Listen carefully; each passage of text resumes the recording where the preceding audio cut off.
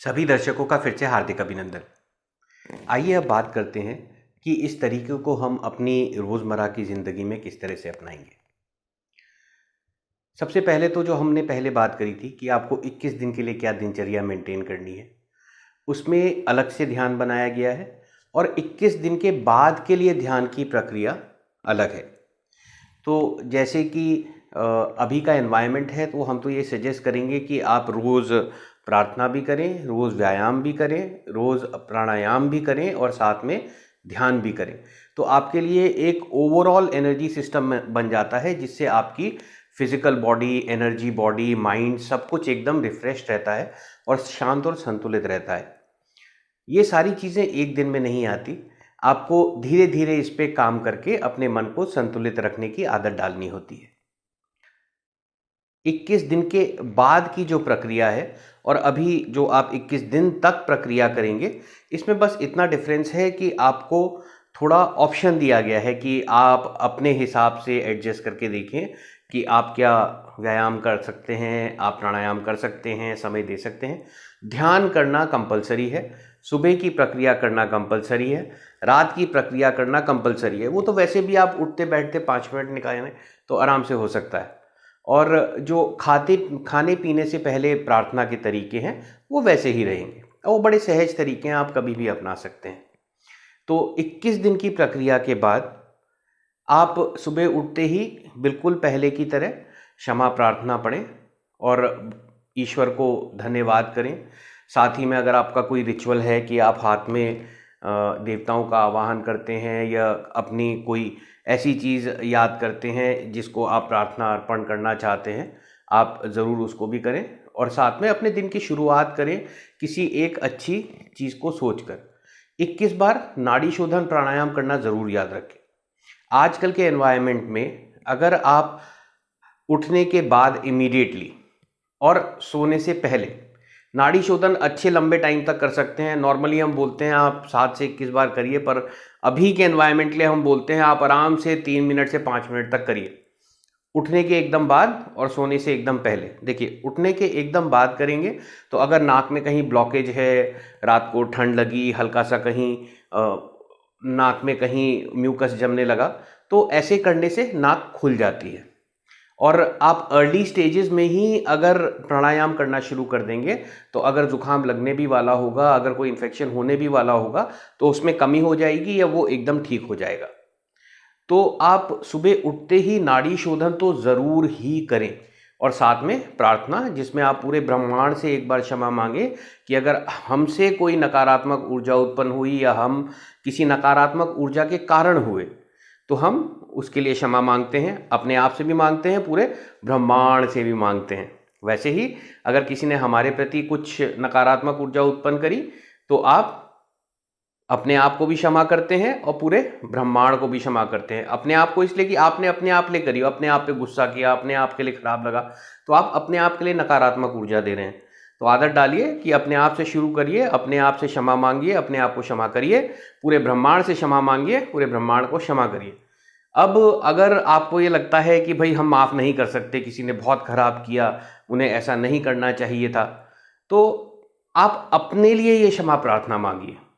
देखिए, आप जहाँ भी आप अपने विचार ले जाते हैं, आपकी एनर्जी वहाँ से कनेक्ट होती है और उस तरह का एनर्जी एक्सचेंज होता है। अब आप अच्छी चीज़ों के लिए अच्छे विचारों से कनेक्ट होंगे, आपको अच्छी एनर्जी मिलेगी। अगर आप गुस्से से, किसी दुख से कहीं पे कनेक्ट होंगे, तो आप वैसी ही ऊर्जा भेजेंगे भी और वैसी ही ऊर्जा प्राप्त भी करेंगे। तो ये उनके लिए मत करिए, अपने को इस नकारात्मक ऊर्जा से मुक्त करने के लिए आप क्षमा करने की आदत डालिए।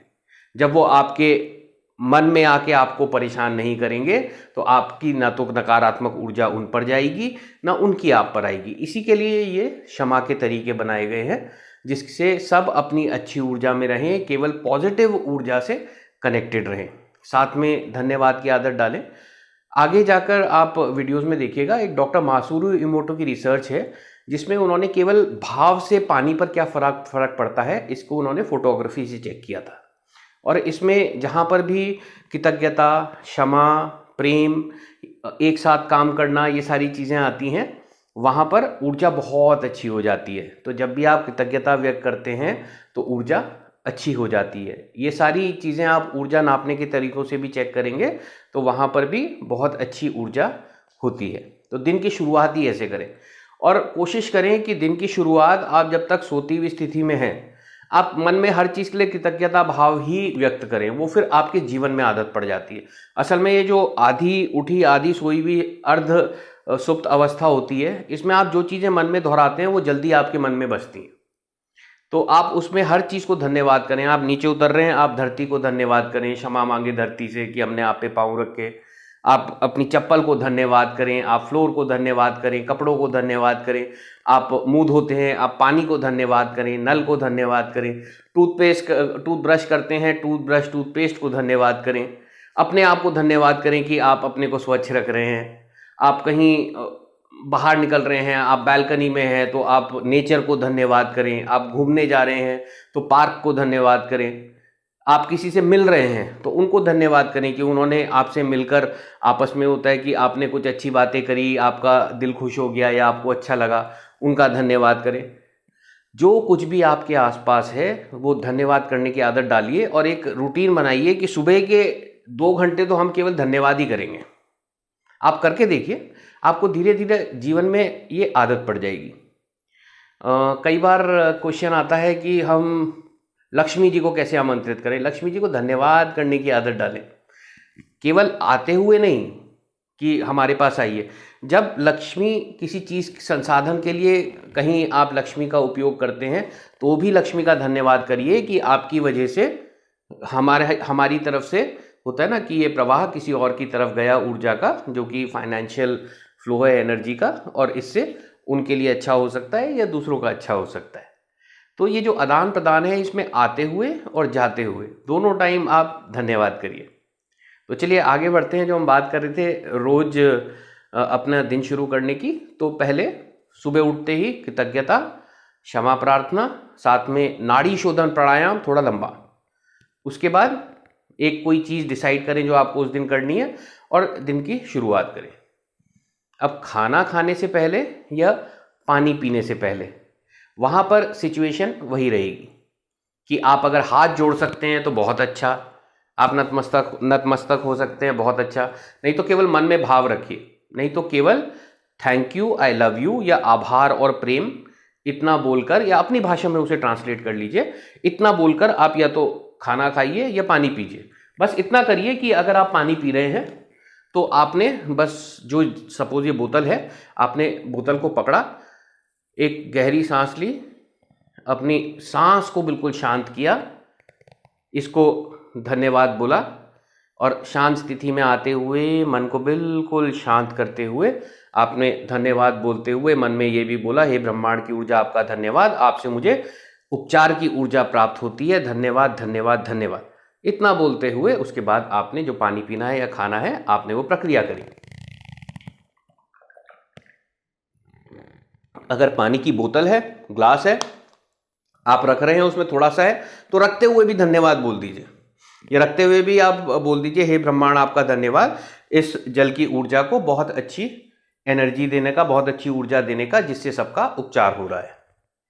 बस इतना करें। खाना खाते हुए भी इस तरह, जब खाना शुरू करें उससे पहले सारे जितना भी खाना है उसको धन्यवाद करें और उसके बाद खाना शुरू करें। ऐसे ही अपने मन को शांत करें। याद रखें, जब भी कभी गुस्सा आ रहा हो, किसी चीज़ से परेशान हो, कुछ बहस हो रही हो, तो उस समय खाने को अवॉइड करिए। हम ये नहीं कह रहे कि आप बिल्कुल ही छोड़ सकते हैं। कभी ना कभी ऐसी स्थिति होती है कि बातें हो रही हैं तो भी आप खा रहे हैं। आपके आसपास के जो लोग हैं कैसे बिहेव करते हैं वो आपके हाथ में नहीं है, उनके हाथ में है।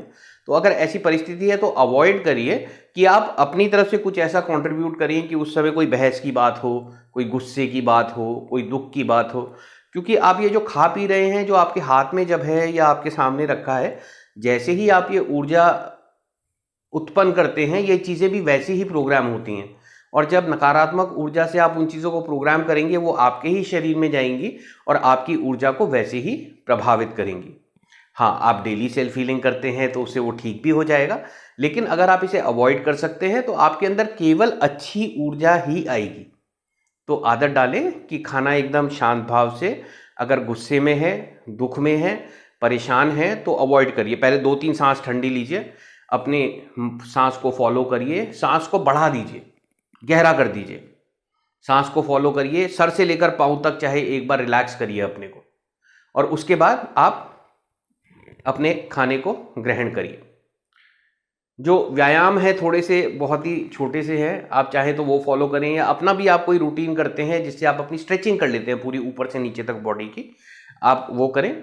उसके बाद बेसिक प्राणायाम जरूर करें। आजकल के माहौल में कम से कम 15 से 20 मिनट प्लस, यानी कि उससे ज़्यादा की बात कर रहा हूँ, आप चाहें तो 30 मिनट 45 मिनट लगाएं, सबको आजकल प्राणायाम करना चाहिए। इनफैक्ट जो इश्यूज आ रहे हैं कि ऑक्सीजन लेवल में कमी आ रही है या फिर लंग्स में बहुत जल्दी इन्फेक्शन फैल रहा है, आप अगर प्राणायाम की विधियां अपनाएंगे तो इन सब से बचाव में आपकी सहायता होगी। तो प्राणायाम में नाड़ी शोधन से शुरू करें, नाड़ियों की शुद्धि कर रहे हैं। उसके बाद आप चाहे तो भस्त्रिका प्राणायाम करें, फिर कपालभाति करें। जब भी कपालभाति करें उसके बाद बाह्य प्राणायाम जरूर करें। ये एक तरह से कंपलसरी प्रैक्टिस होती है कि जब भी आप कपालभाति करेंगे उसके बाद बाह्य प्राणायाम जरूर करेंगे, यानी कि सांस पूरी बाहर छोड़ेंगे और 3 बंद लगाएंगे। जब सांस बाहर छोड़ते हैं तो पेट अंदर को खींचता है, यहाँ पर उड्डयन बंद, हल्का सा अंदर को और ऊपर को, ये उड्डयन बंद।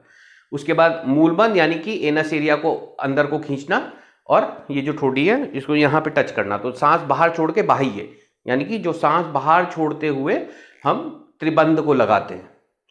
जितनी देर लगा सकते हैं लगाएं, फिर सांस लें, फिर से सांस बाहर छोड़ के ये प्रक्रिया करें। तो ऐसे करीब 5 से 7 बार एक दिन में जरूर करेंगे कपालभाति प्राणायाम के बाद। उसके बाद आप ओमकार का उच्चारण करें। आपको आता है तो उज्जयी प्राणायाम करें, शीतली प्राणायाम करें, शीतकारी प्राणायाम करें। और अगर आप बीज मंत्र का उच्चारण कर सकते हैं, चाहे 3-3 बार एक बीज मंत्र का कर लें जो कि चक्रों से संबंधित है, तो वो भी बहुत अच्छा रहता है, जो कि बड़े सिंपल से हैं, आपको नेट पे मिल जाएंगे। आप अगर चक्र बीज मंत्र #betterall भी डालोगे तो हमारी कुछ मेडिटेशंस हैं जिसमें हमने गाइडेड मेडिटेशन के तौर पे इसको बता रखा है कि अब इस तरह से करिए, अब इस तरह से करिए। तो पूरी मेडिटेशन आप साथ में उसके कर सकते हैं। एक बार जब आप कर लेंगे उसके बाद आप अपने समय पर करिए। आप टाइमर लगा दीजिए 3-3 मिनट का, और जब आप करने बैठे तो जैसी घंटी बजे 3 मिनट की, आप एक बीज मंत्र बोलिए, जैसी अगली घंटी बजे दूसरा बीज मंत्र बोलिए। तो मूलाधार चक्र के लिए लम, स्वादिष्ठान चक्र के लिए वम, मणिपुर चक्र के लिए रम, अनाहत चक्र के लिए यम, विशुद्ध चक्र के लिए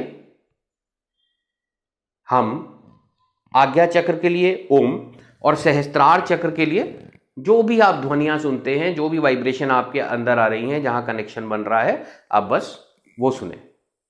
अब जिनको चक्रों के बारे में थोड़ी इंफॉर्मेशन की जरूरत हो, वो लर्निंग वीडियोस पर जाएं। चक्रों का एक पूरा वीडियोस है जिसमें सारे चक्रों के बारे में बताया है। अब हम केवल 7 मेजर चक्रों पे फोकस कर रहे हैं।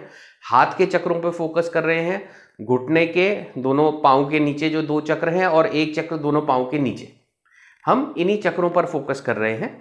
और ये जो हम 7 मेजर चक्र की बात कर रहे थे, इसमें से सबसे पहला है मूलाधार, यानी कि मूल का आधार, जो हमारी फाउंडेशंस का बेसिक है, जो हमारी बेसिक एनर्जी है, बेसिक ऊर्जा है, हमारा जीने का साहस है, कुछ करने की हिम्मत है, जो हम बेसिक में हमारे रहने का तरीका, हमारे जो खाना पीना, रोटी कपड़ा मकान जिसे बोलते हैं, ये सारे बेसिक्स मूलाधार चक्र से प्रभावित होते हैं। साथ ही में फिजिकल बॉडी का वो एरिया जहां पर यह लोकेटेड है। तो आप अपने ऑर्गन्स देखेंगे तो दोनों टांगे जहां पे जुड़ती हैं, नीचे रीढ़ की हड्डी के आसपास का एरिया, वहां से लेकर सर तक हमारे ज्यादातर ऑर्गन है। उसके अलावा जो हमारे हाथ पांव हैं, जो कर्म इंद्रियां हैं, वो अलग हैं, ये इससे बाहर है। तो ये जो इतना एरिया है, यहाँ पर ही सारे मेजर चक्र हैं। तो सबसे नीचे जहां पर जेनिटल ऑर्गन्स हैं, जहां पे हमारा टेल बोन का एरिया होता है, वहां पर ये मूलाधार चक्र नीचे की ओर को होता है। तो लाल रंग का ये मूलाधार चक्र हमारे लाइफ के बेसिक्स को गवर्न करता है। उसके बाद आप उसके थोड़ा सा ऊपर आएंगे तो स्वादिष्ठान चक्र, जो कि नाभि से 2 से 3 इंच नीचे होता है, यह हमारी कामनाओं को, इच्छाओं को, क्रिएटिविटी को, इन सबको इन्फ्लुएंस करता है। उसके बाद मणिपुर चक्र, जो कि हमारी एक मणि की तरह ख्याति दिलाने वाली चीजें जो होती हैं, यानी कि जो मणि की तरह ऊर्जा फैलाए, आपको ख्याति दिलाए, वो मणिपुर चक्र है। तो आपकी यश, कीर्ति, अच्छी आदतें, विल पावर, ये सारी चीजें मणिपुर चक्र से कनेक्टेड है। साथ ही में पाचन, जो हमारा खाने पीने का पचाने की चीजें हैं, पेट, लीवर, पैंक्रियाज, गॉल ब्लैडर, सब इस एरिया में। साथ ही में किडनी का ऊपर का हिस्सा, बाकी जो बचा वो नीचे स्वादिष्ठान चक्र के एरिया में है। तो ये दो चक्र हैं, ये हमारे खाने पीने और के चीज़ें जो हम इनटेक लेते हैं उनसे भी रिलेटेड है, साथ में जो हमने आपको एट्रीब्यूट्स बताए। उसके बाद पीले रंग के मणिपुर चक्र जो है सोलर प्लेक्सस एरिया में जो है, ये इसके ऊपर छाती के बीच में एक अनाहत चक्र है और ये हरे रंग का है और ये ज़्यादा हमारे इमोशंस, प्रेम संबंध और जो हम ईश्वर से कनेक्शन बनाते हैं उससे कनेक्टेड है। अब हम ईश्वर बोल रहे हैं, आप जिसको मानते हैं आप उनसे कनेक्शन बनाते हैं, यह उससे रिलेटेड है। जो हम रिलेशनशिप्स की बात करते हैं वो भी अनाहत चक्र से प्रभावित माना जाता है। उसके बाद विशुद्ध चक्र जो कि गले पर होता है, हल्के नीले रंग का, आसमानी रंग का, और यह कनेक्टेड है हमारे एक्सप्रेशन से, हम कैसे अपनी चीज़ें दूसरों के पास तक ट्रूथफुली रख पाते हैं। और साथ ही में जो हमारे गले के ऑर्गन्स हैं, थायराइड ग्लैंड हो गया, थ्रोट हो गया, पैलेट हो गया, माउथ हो गया, ये सारा विशुद्ध चक्र से कनेक्टेड है। और हमारी इम्यूनिटी भी एक हद तक विशुद्ध चक्र से कनेक्टेड है। शब्द ही है विशुद्ध, जो बहुत ही अच्छी शुद्धि दे सके। और शरीर में शुद्धि क्या चीज़ रखती है?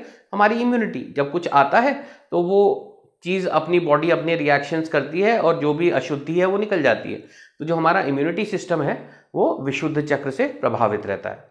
अब आगे आया आज्ञा चक्र का एरिया। तो ये जो आज्ञा चक्र का एरिया है, यह हमारी थिंकिंग, हमारी लर्निंग, हमारी समझने की क्षमता, हमारी मेमोरी, हमें जो इंट्यूटिव नॉलेज मिलती है, यानी कि जो हमें सहज अनुभूति होती है, कुछ पता चल गया पहले से होने वाला है, ये सारी चीज़ें आज्ञा चक्र से प्रभावित होती हैं।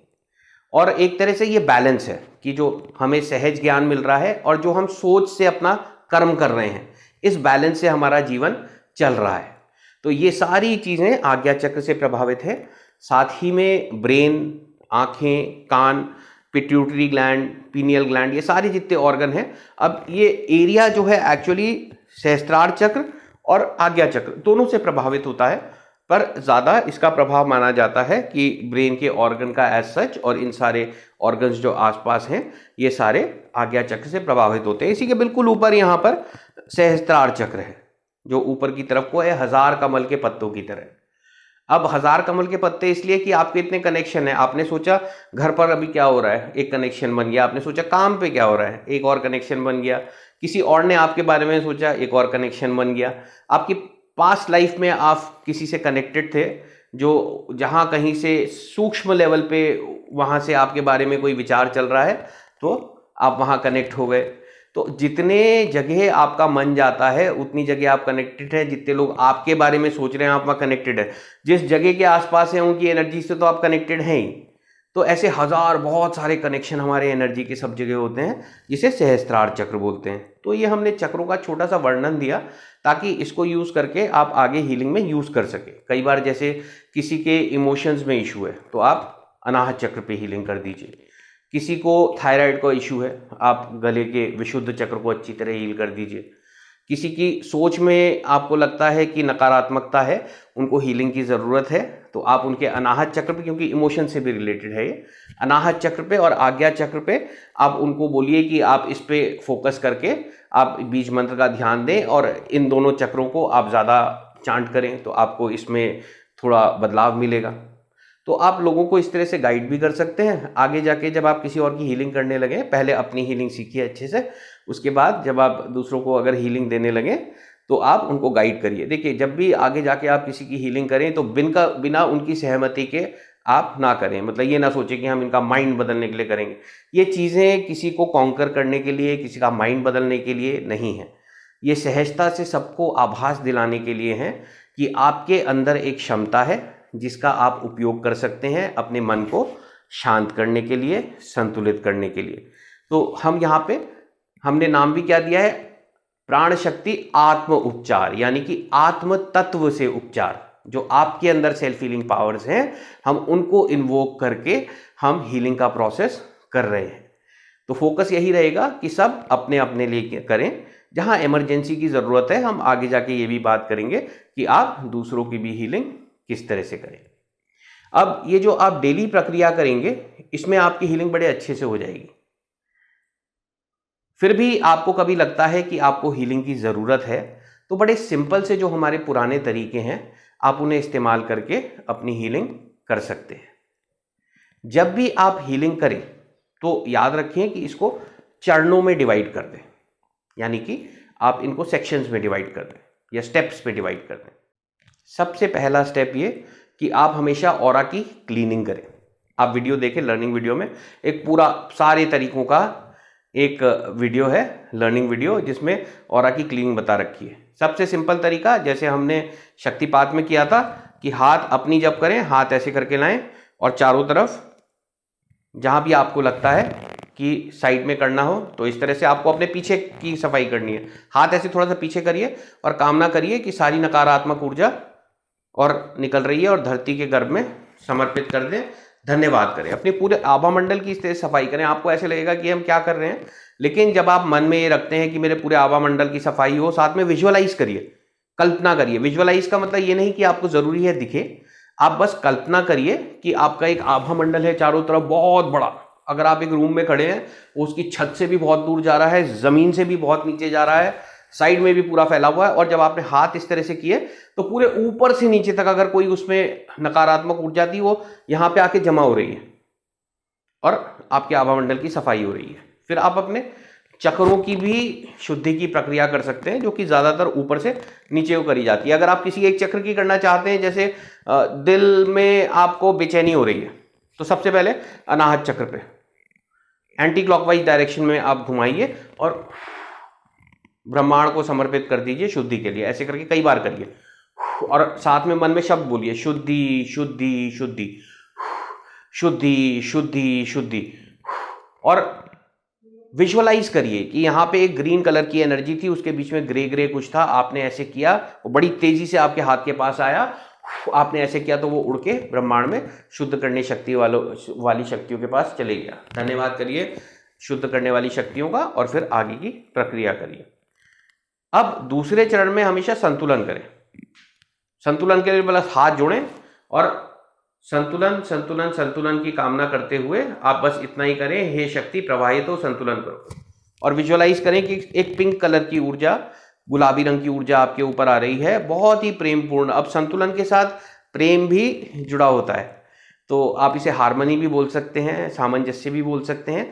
तो आप विजुअलाइज करें कि एक प्रेमपूर्ण ऊर्जा आपके ऊपर आ रही है, आपसे होते हुए पूरा नीचे जा रही है, और जहां भी आपके चक्र भी थे वो भी एकदम गोल हो गए। जहां भी आप आंख बंद कर देख रहे हैं, आप विजुअलाइज करिए बिल्कुल अच्छे से गोले हैं। जो आभा मंडल है, अगर कहीं पे ऐसे टेढ़ा मेढ़ा था, तो ऐसे करके एकदम एकदम मंडाकार शेप में आ गया, बहुत अच्छा। जो बिल्कुल स्मूथ, यानी कि एक बैलेंस्ड आभा मंडल होता है, उसे बोलते हैं कि हर डायरेक्शन में बराबर की ऊर्जा, यहां पे भी बराबर, यहां भी बराबर, यहां भी बराबर। तो जब आप हर जगह अगर बराबर डिस्टेंस में आप ऐसे करके कुछ नाप लें चारों तरफ, तो आप देखेंगे एक अंडाकार शेप बनती है। इस अंडाकार शेप को ही एक बैलेंस्ड ऑरा माना जाता है।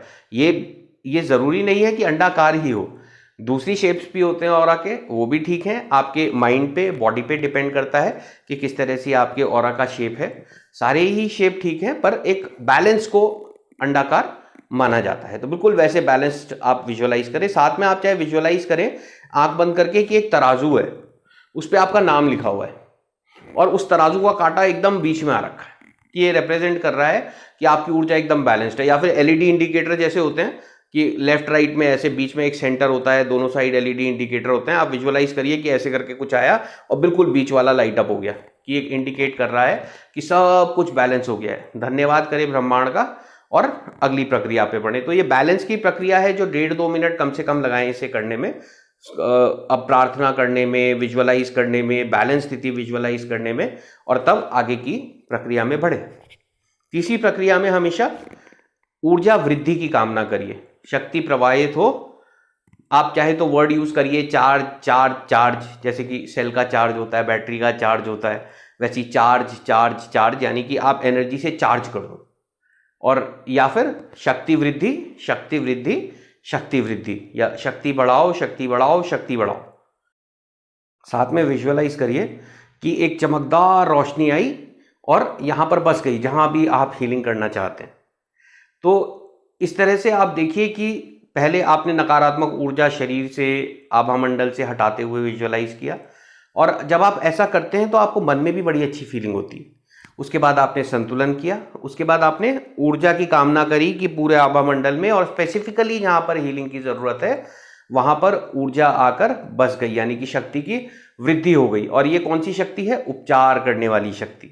तो जहां भी जरूरत है आप कामना करिए कि इससे अब बहुत ही अच्छा संतुलन मेंटेन रहे, यानी कि जो आपकी अनवांटेड साइड पे चले गया था, अब भावनाएं संतुलित हो जाएं, मन संतुलित हो जाए, ऊर्जा संतुलित हो जाए, जीवन संतुलित हो जाए। तो मन में यही कामना रखिए कि शांति और संतुलन के लिए आप इनका आवाहन कर रहे हैं। लास्ट में आप प्रार्थना करिए शक्ति से, हे शक्ति इस प्रवाह को निरंतर बनाए रखें और मेरा उपचार करते रहे। अब यहां पर एक 5 आशीर्वाद का कॉन्सेप्ट है जो हमने प्राण शक्ति आत्म उपचार में इंट्रोड्यूस किया है। आपको इंग्लिश और हिंदी दोनों में ये 5 आशीर्वाद का कॉन्सेप्ट बताते हैं। 5 आशीर्वाद जो हम इस तरह से ऊर्जा से मांगते हैं वो है, सबसे पहले तो कि हमें लगातार आशीर्वाद प्राप्त हो। इंग्लिश में इसको बोलेंगे ब्लेसिंग या फिर ब्लेस्ड, यानी कि हमें प्राप्त है ब्लेस्ड। हमें उपचार प्राप्त हो, इंग्लिश में बोलेंगे हील्ड। हमें मार्गदर्शन प्राप्त हो, इंग्लिश में बोलेंगे गाइडेड। हमें सशक्तिकरण प्राप्त हो, हर तरह का सशक्तिकरण, उसे बोलेंगे एम्पावर्ड। और हमें सुरक्षा प्राप्त हो, यानी कि प्रोटेक्टेड। अब जब हम यहां उपचार की बात कर रहे हैं, जो हमने पूरे प्रोसेस की बात करी कि शुद्धि हो रही है, संतुलन हो रहा है, उसके बाद ऊर्जा बढ़ रही है, फिर लगातार उपचार यहां पे स्थापित हो रहा है, ये सारी उपचार में आती है। जब हम सशक्तिकरण की बात कर रहे हैं, हम हर तरह के सशक्तिकरण की बात कर रहे हैं। ऊर्जा चाहिए तो ऊर्जा का सशक्तिकरण, फाइनेंसेस चाहिए फाइनेंसेस का सशक्तिकरण, हिम्मत चाहिए हिम्मत का सशक्तिकरण, सहयोग चाहिए सहयोग का सशक्तिकरण, हमें कुछ ज्ञान चाहिए ज्ञान का सशक्तिकरण। हर तरह के सशक्तिकरण की बात कर रहे हैं। अपने को बिल्कुल एक दिव्य संसाधन माने कि हम एक डिवाइन इंस्ट्रूमेंट हैं और आप हैं, हर सोल है। ये हमारी जर्नी है और हमें किसी रीजन से हम यहाँ पर आए हैं। और आप ये बिल्कुल सशक्तिकरण मांगे कि हमको पहले तो गाइड करिए कि ब्रह्मांड हमें करना क्या है। आप हमें गाइड भी करें, साथ में एम्पावर भी करें, साथ में आप हमें प्रोटेक्ट भी करें और हमें रास्ता भी दिखाएं। हम एक डिवाइन इंस्ट्रूमेंट हैं, आपके लिए काम कर रहे हैं, आप ही रास्ता दिखाएं, आप ही हमें आगे बढ़ाएं। तो अपने को समर्पित कर दें इस मनोभाव से, तो आपको अपने आप ही सही रास्ते मिलते हैं, अपने आप ही वो गाइडेंस मिलती है कि आप किस तरह से लाइफ में आगे बढ़ते जाएं। ये बड़े सिंपल से स्पिरिचुअल तरीके हैं जिससे आप अपने को कुछ करने के लिए, अच्छे कर्म करने के लिए, सेवा करने के लिए, आगे बढ़ाने के लिए, अपना उद्धार करने के लिए, विश्व का उद्धार करने के लिए प्रेरित करते हैं। तो ये सिंपल सी चीज याद रखें जो 5 ब्लेसिंग्स का कॉन्सेप्ट है। तो बस इतना ही बोले, हे ऊर्जा प्रवाहित हो या हे शक्ति प्रवाहित हो, उपचार करो, सशक्तिकरण करो, मार्गदर्शन करो, सुरक्षा करो, या फिर बिल्कुल सिंपल शब्दों में रखो, शक्ति प्रवाहित हो, आशीर्वाद, उपचार, सशक्तिकरण, सुरक्षा, मार्गदर्शन। अब इसका जो ऑर्डर है वो अपने हिसाब से कर लीजिए। आप एक पेपर पे इसको लिख लीजिए 5 को। अब आप 3-4 बार बोल के देखिए आपको क्या अच्छा लगता है। हम जैसे इंग्लिश में बोलते हैं, हमको इंग्लिश की आदत है, तो हम इंग्लिश में बोलते हैं blessed, healed, protected, guided, empowered. Blessed, healed, protected, guided, empower. तो हम यही बोलते हैं कि जो शक्ति है, जो माँ है, हम उनसे यही बोलते हैं कि हे शक्ति प्रवाहित हो, I am blessed, healed, protected, guided, empowered. Blessed, healed, protected, guided, empowered. Blessed, healed, protected, guided, empowered. अगर आप नाम भी नहीं लेंगे, आप प्रवाहित होने को नहीं भी बोलेंगे, आपके पास में मनोभाव है कि आप ब्रह्मांड से ये मांग रहे हैं blessed, healed, protected, guided, empowered, blessed, healed, protected, guided, empowered, blessed, healed, protected, guided, empowered, तो भी आपको वो सारी ऊर्जाएं अपने आप आपके अंदर आती हैं और धीरे धीरे आपको अपने जीवन में मार्गदर्शन भी मिलते हैं, सशक्तिकरण भी मिलते हैं, सुरक्षा भी मिलती है और आप धीरे धीरे अपने जीवन में जैसा आपका जीवन सर्वोच्च होना चाहिए उस तरह से आप जीवन में आगे बढ़ते जाते हैं। यह चीज़ें आप अगर पानी पी रहे हैं, आपने पानी को हाथ में रखा है, आपने सांस अंदर ली अपने एक बार और आपने अपने को शांत किया, साथ में बोला blessed, healed, protected, guided, empowered, blessed, healed, protected, guided, empowered, blessed, healed, protected, guided, empowered, और आपने उस जल को ग्रहण किया। तो ये आपके लिए माध्यम बन गया, आपके अंदर यह जल सारी प्रोग्रामिंग करके लाता है। देखिए जल की जो है बहुत इंपॉर्टेंस है हमारी लाइफ में, वैसे भी 60 से 70% हम जो लिक्विड्स हैं हमारी बॉडी में वो जल के ही कॉन्स्टिट्यूएंट है। तो इस जल तत्व को आप हमेशा आदर करें और प्रोग्रामिंग करें। हमेशा आप नहा रहे हैं, आप धन्यवाद करें, बोले कि ब्रह्मांड की ऊर्जा इसमें है, हमको बहुत अच्छी तरह से हील करे। पी रहे हैं, टूथब्रश कर रहे हैं, मुंह धो रहे हैं, कहीं आप पौधों में पानी डाल रहे हैं, तो हर चीज़ में आप पानी को प्रोग्राम करके यूज़ करिए। किसी को दे रहे हैं तो आप उसमें ये कामना करके दीजिए कि ये जल में बहुत अच्छी ऊर्जा है, ये इनको भी अच्छी ऊर्जा दे। तो इस तरह से आप जल की प्रोग्रामिंग करके आप उसे बहुत अच्छी से बड़े आसानी से उसको यूज़ करिए। पहला ग्लास जो आप पानी का पीते हैं उसमें हमेशा हाथ ऐसे रखिए, अच्छी ऊर्जा का आवाहन करिए, मन में कामना करिए कि जो भी आपको लाइफ में चाहिए वो चीज़ें कामना करिए और ऊर्जा आने दीजिए कि ब्रह्मांड की सारी शक्तियाँ इस जल में आ रही हैं जो हमको ये वो कर्म करने पर बिल्कुल सहायता करेंगी जिससे हम ये चीज़ें अचीव कर सकें। फोकस किस पर है कि हम वो कर्म कर सकें जिससे हमें वो चीज़ें मिले जो हम चाहते हैं। जो ये कॉन्सेप्ट है लॉ ऑफ अट्रैक्शन का, ये इंडिया से लिया गया, लेकिन इसमें थोड़े से बदलाव कर दिए क्योंकि बस आप सोचते रहिए सोचते रहिए सोचते रहिए, आपको चीज़ें मिल जाएंगी, मिल भी सकती हैं, चमत्कार भी होते हैं, पर जो छोटी सी चीज़ छोड़ दी है वो ये कि इन सब चीज़ों से जब आप बार बार सोचते हैं कि हमारे पास वो है जो हमको चाहिए, तो हमारा अंतर्मन में वो भाव बनते हैं, हमारे अंदर वो धारणाएं बनती हैं और हम वैसे काम करने लगते हैं जिससे हमें वो चीज़ें मिल जाएं। हमारे हाथ में कर्म करना है और ब्रह्मांड कर्मों के बैलेंस के हिसाब से हमको उसके रिजल्ट देता है। भगवत गीता में भी यही कहा है कि कर्मों का अधिकार हमारे हाथ में है। तो अपने कर्म पर फोकस करें कि आप करना क्या चाहते हैं जिससे वो चीज़ें मिल जाएं जो आप अचीव करना चाहते हैं। हाँ, यहाँ पे धारणाएं थोड़ी ठीक रखें कि आप अचीव कर सकते हैं। ये अपने मन में अगर किसी ने डर डाल रखा है कि तुम नहीं कर सकते हो, ये तो कुछ ही तरह के लोग कर सकते हैं, तो अपने मन में ऐसी धारणाओं के बजाय ये रखें कि ईश्वर ने सबको आशीर्वाद दिया है, सब अपने कर्म कर सकते हैं और उसके कर्मों के हिसाब से उनको आगे जाके फल मिलता है। फल जो मिलता है उसको बस एक्सेप्ट करें। अगर फोकस फल पे करके रखेंगे कि हमें वही चाहिए और वही चाहिए और हम कर्म कर रहे हैं मिल नहीं रहा है, तो आप उल्टा नकारात्मक ऊर्जा उत्पन्न करेंगे। तो फोकस किस पर करें कि आपको काम क्या करना है, उसी काम पे कि और अच्छा कैसे करना है, इसको कैसे बदलूं कि और अच्छी उस रिजल्ट की तरफ बढ़ूं। अगर रिजल्ट पर फोकस रहेगा कि हाँ रिजल्ट नहीं मिल रहा, रिजल्ट नहीं मिल रहा, ये रिजल्ट चाहिए, यही चाहिए, 100% वही चाहिए, तो उल्टा यहाँ पर काम करते हुए नकारात्मक ऊर्जा मन में आने लगती है कि यार ठीक नहीं कर रहे, क्यों नहीं मिल रहा है, कैसे नहीं हो रहा है, मैं क्या कर रहा हूँ। तो इससे अच्छा बस इस पर फोकस करें कि इसको अच्छा ऐसा किया, इसको और अच्छा करते हैं, इसको और अच्छा करते हैं, इसको और अच्छा करते हैं। तो सकारात्मक भाव के साथ कर्मों पर फोकस करेंगे तो आप सुखी भी रहेंगे और बिल्कुल अभी में रहेंगे तो और अच्छा है कि अभी जो आप कर रहे हैं आप उसी में अपने को इतना लीन रखें कि ना तो पीछे की सोची बहुत ज़्यादा, ना आगे की सोची। तो ऐसे में मन में कम से कम विचार रहते हैं और आभा मंडल पर प्रभाव बहुत अच्छा रहता है। हीलिंग अपने आप होती है, जैसे कि ध्यान की स्थिति में होती है। ध्यान करवाते भी इसीलिए हैं कि आपको आदत पड़े कि अभी की स्थिति में बिल्कुल यहाँ पे हम सारी इंद्रियों को फोकस रखें, अपने माइंड की जो प्रोसेसिंग है उसको बिल्कुल यहाँ पे फोकस रखें, तो कम से कम विचार हमारे माइंड में रहेंगे और हमारी एनर्जी का फ्लो भी अच्छा रहेगा। तो ये छोटी छोटी चीज़ें अपनाएं और इनको अपनाकर अपनी ऊर्जा को अच्छा करें।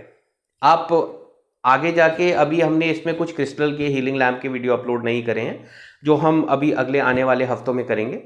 जैसे छोटी छोटी चीज़ें होती हैं, जैसे क्रिस्टल की मालाएं हैं, जो कि हमारे भारत देश में पहले से यूज होती हैं, या फिर हीलिंग के उपकरण हैं, जैसी ये हीलिंग पेंसिल होती है स्फटिक की बनी है, जिसमें से आपने देखा होगा कि शिवलिंग बनते हैं, वह स्फटिक है। और घरों पे भी छोटे छोटे शिवलिंग रखे जाते हैं जो कि कुछ इस तरह के होते हैं।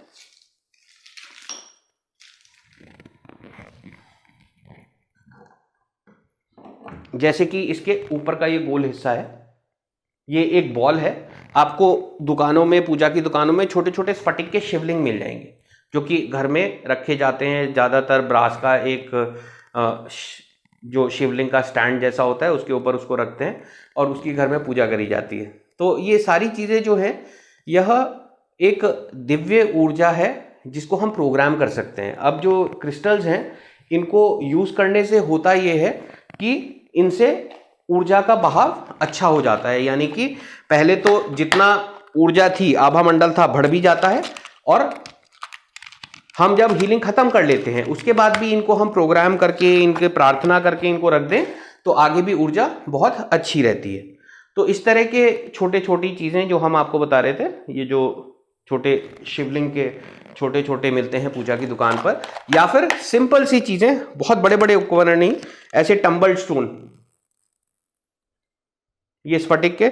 जब हम छोटे थे तो हम रायपुर की नदियों में ऐसे ही घूमने चले जाते थे, देहरादून में। वहां पर तो हमको उस समय ये मिलते थे खेलते हुए, हम उनसे खेलते भी थे, वहीं छोड़ के आ जाते थे। तब तक हमें इनकी इंपॉर्टेंस नहीं पता थी, और हम मजे के लिए कई बार ढूंढते भी थे कि पहले किसको ये क्वार्ट्ज के पत्थर मिलेंगे। उस समय तक हमें इसकी इंपॉर्टेंस नहीं पता थी, अगर होती तो हम उसे संभाल के रखते। तो ये छोटी छोटी चीज़ें हैं। रुद्राक्षी है, आप देखेंगे स्फटिक की मालाएं हैं जो कि जप के लिए भी इस्तेमाल होती हैं, तबीयत को ठीक रखने के लिए भी होती हैं। ये सारी चीज़ें अभी यूज़ करनी, हम और भी वीडियो डालेंगे तो आप इन्हें देखते रहें। तो इन सारी चीज़ों का उपयोग करें। सबसे पहले तो अपनी दिनचर्या में ये चीज़ें ले आएं कि आप प्रार्थना ज़रूर करें, कृतज्ञता भाव रखें, क्षमा करना ज़रूर सीखें, खाने पीने को हमेशा शांत भाव से, हमेशा ऊर्जा देके, नमस्कार करके, उनको दिव्य एक संसाधन मान के कि वो बिल्कुल हीलिंग के अवतार हैं और आपके अंदर अच्छी ऊर्जा लेकर आ रहे हैं। जो कुछ भी आप खा रहे हैं तो आप उसमें बस यही कामना रखें कि हमें ये केवल अच्छी ही ऊर्जा देंगे और आप उन्हें ग्रहण करें। अगर आप किसी इलाज को करवा रहे हैं, जैसे आजकल काफ़ी लोगों को इलाज की ज़रूरत है, तो आप बहुत अच्छी तरह से अपनी मेडिसिन को हाथ रखें, उसमें ऊर्जा आने की कामना करें, दिव्य आशीर्वाद आने की कामना करें और उसको ग्रहण करें। असल में होता क्या है, जब बीमार होते हैं तो मन परेशान होता है, ये चीज़ें छूटती हैं, वो टाइम है इसको और ज़्यादा करने का। और जो हमारी योग की विधियां हैं उसको अपनाएं, प्राणायाम जरूर करें, उसको बढ़ाएं। जो नाड़ी शोधन प्राणायाम है, आप लेटे लेटे भी कर सकते हैं। तबीयत खराब है, बिस्तर में लेटे हैं, लेटे लेटे बस सांस ले रहे हैं तो आप उंगली रख के आप जितनी रेट से सांस ले रहे हैं, जितना हो पाता है उतने में करिए। आप देखेंगे कि धीरे धीरे आपकी क्षमता अपने आप अंदर से बढ़ती है। दूसरी बात, अगर आपको लगता है कि आप बीमार हो गए हैं, आजकल की स्थिति में वायरस का इन्फेक्शन है, तो बाल आसन की पोजीशन में सोएं, जो आप बाद में नेट पे सर्च करिएगा। बाल आसन, जैसे बच्चे सोते हैं मुंह नीचे को करके, एक हाथ ऊपर और पूरे बॉडी को फैला के, एक हाथ एक पांव दो डायरेक्शन में करके, तो बाल आसन की स्थिति होती है। आप इस तरह से सोएं तो जब चेस्ट नीचे को प्रेस्ड रहती है तो बॉडी को ज़्यादा काम करना पड़ता है और ऑक्सीजन का लेवल भी ऐसे में थोड़ा सा बढ़ जाता है। तो ये छोटे छोटे तरीके अपनाएं जिससे आप अपनी स्थिति को अच्छा रख सकते हैं। अगर बीमारी है तो ज़रूर डॉक्टर की सलाह लें, डॉक्टर की बात सुने और बिल्कुल वो चीज़ें जो डॉक्टर बोल रहे हैं वो करें। और साथ में ये छोटी छोटी चीज़ें अपनाएं कि नाड़ी शोधन प्राणायाम करते रहें, साथ में जो भी चीज़ें हैं उनको धन्यवाद करें, डॉक्टर्स को धन्यवाद करें। अगर आपको किसी चीज़ पर गुस्सा आ रहा है तो अपने को शांत करें। हमेशा क्षमा प्रार्थना और कृतज्ञता को अपनी सोच का हिस्सा बना के रखें। कभी भी प्रकृति को बुरा, मतलब प्रकृति के प्रति कोई गुस्सा न निकालें कि कैसे ये प्रकृति से चीज़ आ गई। आप प्रकृति को बहुत हर चीज़ के लिए धन्यवाद करें और कामना करें कि प्रकृति का बैलेंस बना रहे और हम लोग स्वस्थ रहें और बहुत अच्छी तरह से अपने जीवन को चलाते रहें। कोरोना वायरस का क्या होगा वो प्रकृति पे छोड़ दीजिए। आप बस प्रकृति से प्रार्थना करिए कि हम स्वस्थ रहें हर स्थिति में। तो ये चीज़ें अपनाएं और अपने जीवन में इन चीज़ों को अपनाकर आप और अच्छी तरह से फॉलो करते रहें। अगले महीने के लिए भी जो भी हम वर्कशॉप करेंगे उसमें हम कोशिश करेंगे कि फिर से कुछ नए वीडियो अपलोड करें, और जो पुराने भी वीडियो हैं जो हम इंट्रोडक्शन के लिए और बाद में चीज़ें समझाने के लिए रखते थे, जैसे कि ये वाला सेशन है, हम उसे भी अब सबके लिए पब्लिक करके रखेंगे। तो आपको ये वाला वीडियो और इंट्रोडक्शन वीडियो बाद में भी आप इसको चला सकते हैं। केवल शक्तिपात का वीडियो हम उसको बाद में प्राइवेट कर देते हैं, क्योंकि वो शक्तिपात हम तभी करते हैं जब सब ध्यान कर रहे होते हैं, उस समय ये शक्तिपात की प्रक्रिया करी जाती है। तो आप इन सारे तरीकों को अपनाएं, अच्छी तरह से अपने जीवन में लेकर आएं और शांति और संतुलन और बढ़ाते रहें। हमारी कामना है कि सब पूरी मनुष्य जाति स्वस्थ रहे, ये धरती में सबका प्रेम बना रहे और बहुत ही अच्छी तरह से सब रहे। बहुत बहुत धन्यवाद।